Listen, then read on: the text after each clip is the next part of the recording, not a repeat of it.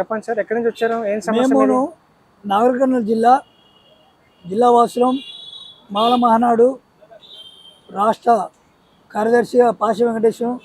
మేము ఇక్కడ కుంటెలకు గుడ్డెలకు పింఛన్లు కట్ అయినవి గతంలో ఇచ్చిండ్రు, మళ్ళీ కట్ చేసిర్రు.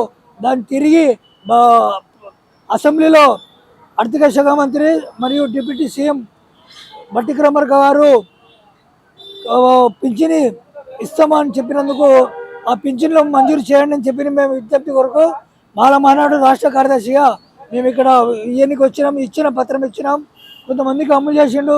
ఇది కూడా ఇప్పుడు అందరికీ న్యాయం చేయాలని చెప్పి మేము కోరుచున్నాం, విజ్ఞప్తి చేస్తున్నాము.